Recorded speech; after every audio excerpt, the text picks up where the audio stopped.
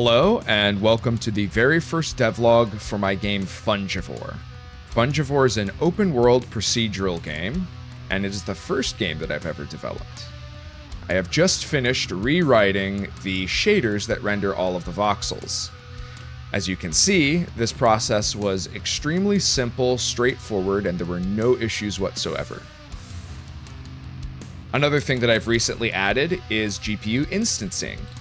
All of these meshes for the fungal clusters are able to draw without any game objects, any colliders, or any additional overhead, since I am just instancing them on the GPU. I can render tens of thousands of these meshes and have no significant impact on my frame rates. This is really nice for things like foliage, or anything that I don't actually need to interact with, and is just there to make the game look prettier. The red and light green mushrooms that you see scattered about, as well as the crystal structures, are actually interactable, and those are actually spawned in using object pools. One of the main features of the game will be draftable upgrades.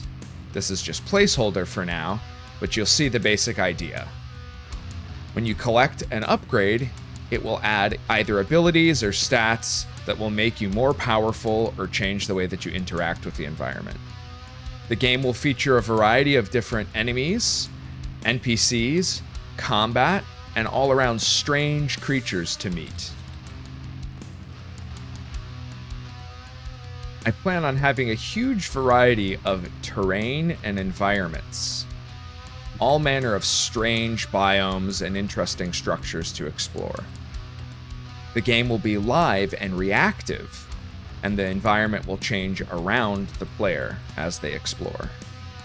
Some of the major next steps are vastly expanding the terrain generation techniques and the biome variety. This is going to also involve creating a much larger palette of block types and different types of decorators and environmental objects to interact with. I also want to work on the upgrade system.